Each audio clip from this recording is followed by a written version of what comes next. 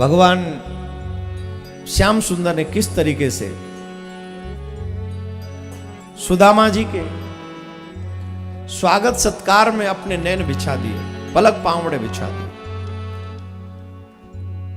अपने पलक पावड़े बिछा दिए सुदामा जी के स्वागत में।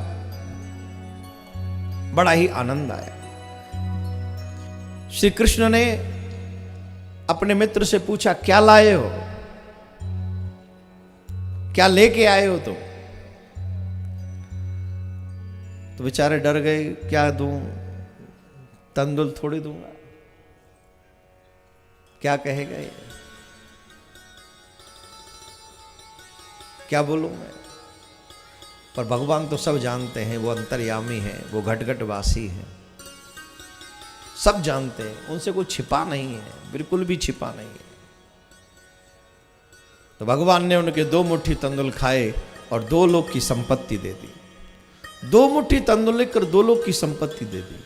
ऐसा दयालु, ऐसा परमात्मा जो 2 मुट्ठी तंदुल खाता है, लेकिन न ग्रहण करे तो दे कैसे? पहले ग्रहण करेंगे फिर देंगे, यह आवश्यक है। तो 2 मुट्ठी तंदुल खाए, ग्रहण करके 2 लोग की संपत्ति दे दी। सुदामा जी की यह कथा बड़ी सुंदर है, बड़ी मार्मिक है। हम कोई सुदामा बने तो, कृष्ण के दर चले तो। आज हमारा राष्ट्र इसलिए परेशान है, हमारा देश इसलिए परेशान है क्योंकि हमारे देश में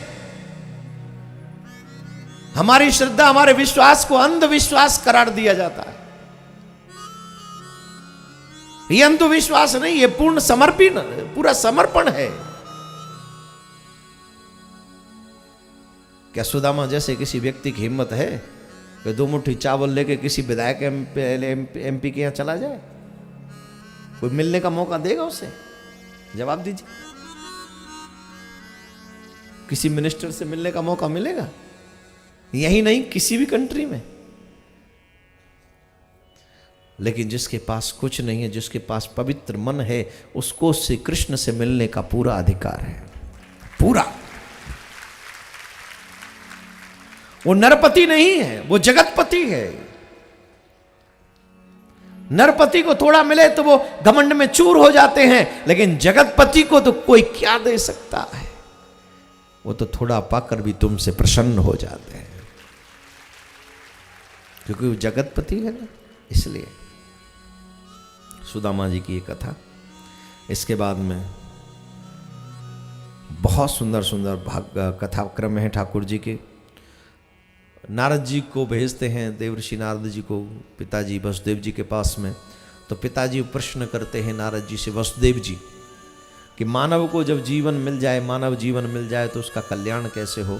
तो देवर्षि नारद बताते हैं कि कल्याण के मार्ग अगर चाहते हो तो सुंदर मार्ग हैं। जब तक 3 कर्म जीव न कर ले उसकी मुक्ति नहीं होती। ऋषि ऋण, पितृ ऋण और देव ऋण।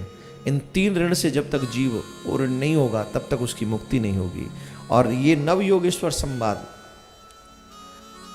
जनक जी महाराज ने नव योगेश्वरों से ये पूछा, यही प्रश्न है, 9 ऋषियों से पूछा है।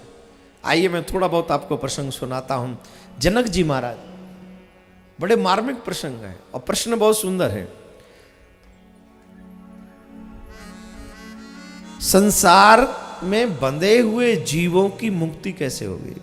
संसार के बंधनों में जो बंधे हुए हैं, भवसागर में जो बंध गए हैं, जो आ गए हैं, जो इन बंधनों से मुक्त नहीं हो पा रहे हैं, उन जीवों की मुक्ति कैसे होगी? भागवत धर्म क्या है?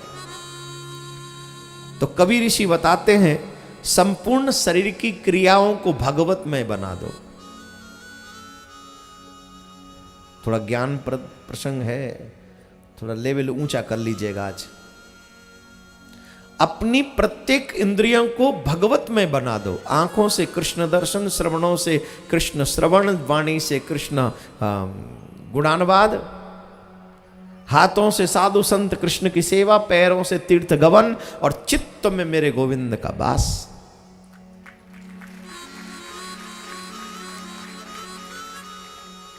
सभी इंद्रियों का रसास्वादन सिर्फ कृष्ण रस ही है। अहंकार का परित्याग तुरंत कर दे। किसी भी विषय पर उसे अहंकार नहीं होना चाहिए। कथा में उदाहरण बहुत आते हैं, बहुत सुंदर सुंदर उदाहरण। अब जो छोटा सा बालक, अभी मैं कल परसों कोई एक संत ने वीडियो दिखाया बड़ा सुंदर। वो वीडियो ये था कि एक छोटा सा बालक भगवान से प्रेम से कह रहा है आप भोग लगा लो। अभी इसी पीढ़ी की बात कर रहा हूं। वो जिद कर रहा है, आप भोजन क्यों नहीं कर रहे? आप भोजन नहीं करोगे तो मैं नहीं करूंगा। छोटा सा बालक, 2.5-3 साल का बालक। माँ बाप ने कह दिया कि भगवान भोग लगाते हैं, उसको लगा जैसे हम पाते वैसे वो पाते हैं। उसकी हर इंद्रिय इस समय कृष्ण में लग गई कि तुम खाओ। प्रार्थना भी कर रहा है, रो भी रहा है, हाथ भी जोड़ रहा है, सब। क्या भगवान नहीं पाएंगे? पाना पड़ेगा, भगवान पाएंगे। बस इस तरीके का हृदय निर्मल होना चाहिए, साफ होना चाहिए। दूसरा प्रश्न है भक्त का स्वरूप क्या है? हरि ऋषि इसका जवाब देते हैं, आत्मवत् सर्वभूतेषु। आत्मवत् सर्वभूतेषु, सभी आत्माओं को अपनी जैसी ही आत्मा समझनी चाहिए। अगर कोई मुझे दुख देगा तो मुझे तकलीफ होगी, ठीक मैं अगर किसी को तकलीफ दूंगा तो मुझे भी तकलीफ होगी। अगर कोई मुझे दुख देता है तो भी भगवान कष्ट पाते हैं, और अगर मैं भी किसी को दुख देता हूं तो भी भगवान कष्ट पाते हैं। आत्मवत् सर्वभूतेषु। हमेशा इसी चक्कर मत रहो कि लोग मेरी ही प्रशंसा करें। इसके लिए भी तैयार हो जाओ कि कभी आप भी किसी की प्रशंसा करो, कभी आप भी किसी की सेवा करो, कभी आप भी किसी का सम्मान करो। आज की कंडीशन में जीव क्या चाहते हैं? वो लोग मेरा सम्मान करें, मुझे किसी का सम्मान ना करना पड़े। Is it possible? Give and take. If you want to respect then first you give everyone. पहले किसी को दो, उसके बाद ही तुम्हें रिस्पेक्ट मिलेगा, सम्मान मिलेगा। तो रिस्पेक्ट अदर्स।